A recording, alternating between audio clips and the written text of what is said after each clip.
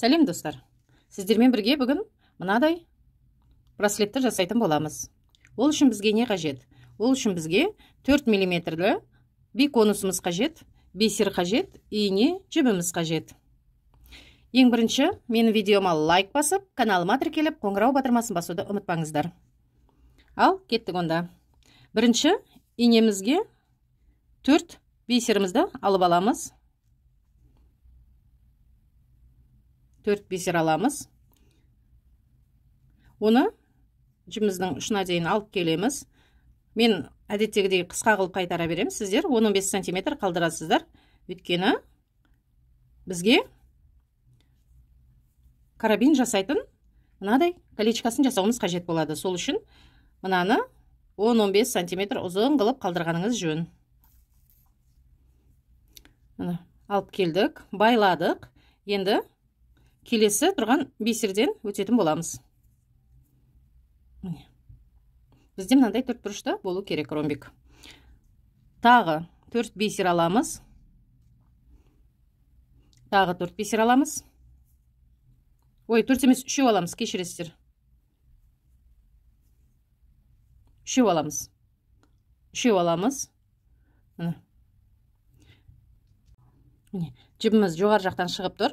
Біз төменнен жоғары қарай тағы бір рет өтетін боламыз. Бізде мынандай екінші 4 бұрыш пайда болу қажет. Осы жерде биконусымызды аламыз міне. Бір биконус аламыз және қасына 3 бисерімізді қосатын боламыз. 3 емес 4 бисер, кешіресіздер, мен бүгін қателесіп отырмын. 4 бисер.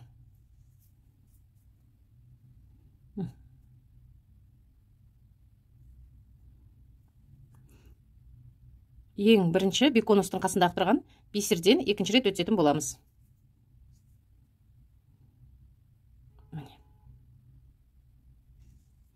Тағы да 3 бисер аламыз. Жібіміз бергі жақта тұр, төменгі жақта. Оны жоғарыдан төмен қарай тағы да өтетін боламыз.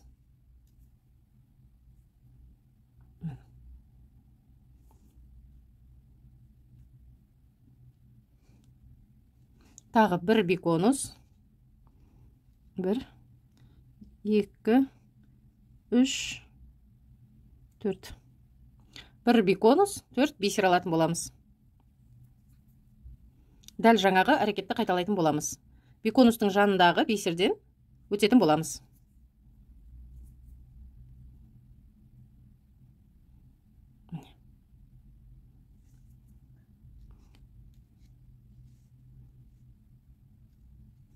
Үш бисер аламыз. Жібіміз төменде, біз жоғарыдан төмен қарай тағы да өтетін боламыз. Осы жерде 1-2 бисерімізден жоғары қарай өтеміз. Бұл енді келесі екінші қатарға өтіп жатырмыз.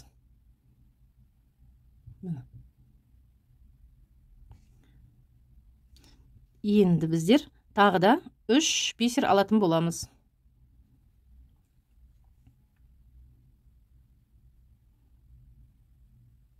3 бисер алып жатырмыз. Жібіміз жоғарғы жақта, біз төменнен жоғары қарай әр қатарды жүрген кезде бұлай 2 этажды жасап отырамыз ғой міне. Екінші қатарға өтпестен бұрын екінші этажымызда кірпішімізді қалап алуымыз керек, былайша айтқанда.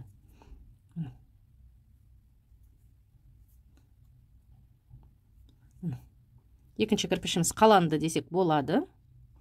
Енді тағы да 3 бисерімізді аламыз. Міне, мынау биконустан кейін бір қатар бисерімізді өтеміз.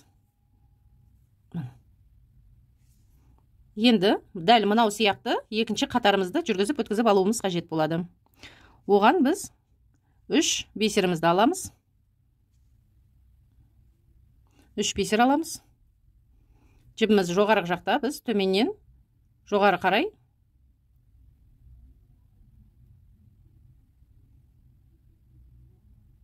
өтетін боламыз.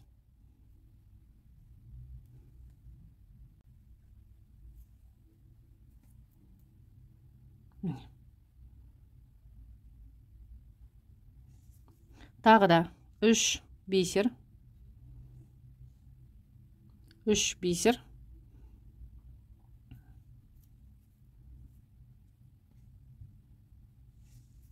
Осы жерде тағы да екінші кірпішімізді қалайтын боламыз. Жібіміз жоғарғы жақта, біз төменнен жоғары қарай өтетін боламыз.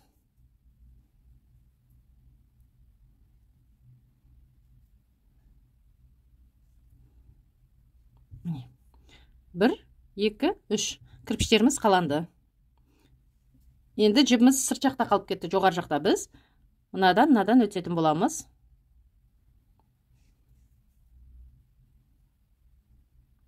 Бізге беконусымызды қою үшін бұл екеуі жеткіліксіз болады. Тағы да алатын боламыз.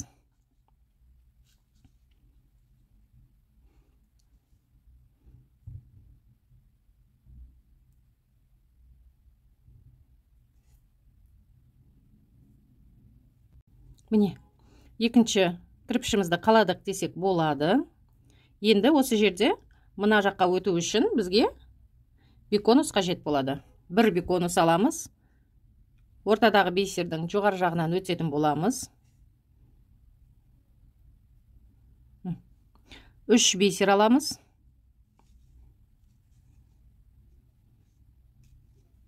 3 бисер алатын боламыз. 3.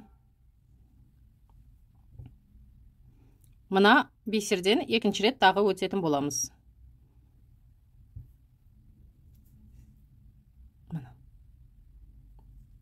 Жіптерімізді тартып отыруды ұмытпаңыздар. Мен контрастный жіп алып отырмын сіздерге жіптің жүретін жолдарын байқап отыру үшін. Осы жерде тағы да бір беконус аламыз. Бір беконус.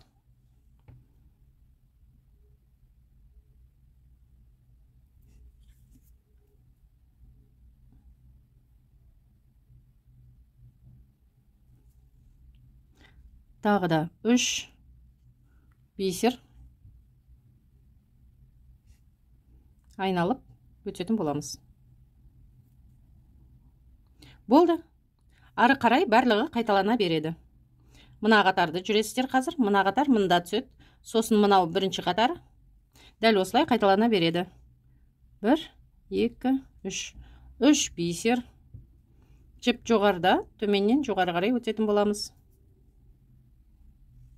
Мына екінші этаж. Енді бізге 3 бисер. 3 бисер. Ортадан өтеміз. Мына қатарды қойып жатырмыз мында. Мына қатар мынада жаққа.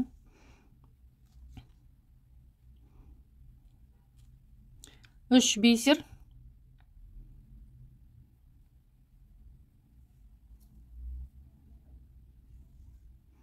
Bir, iki, üç. 3 бисер.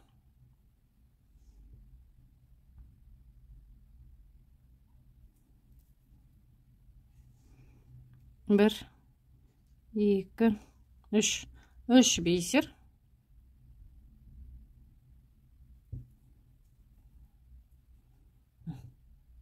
Дәл осылай қайталана береді. Дәл осылай өздеріңізге қажетті ұзындықты тоқисыздар. Ең соңында колечкасын жасайсыздар. Қолдарыңызға өлшейсіздер. Осымен браслеттеріңіз дайын болады. Менімен бірге болғандарыңыз үшін сіздерге үлкен рахмет. Сіздеріңізге сәттілік тілеймін.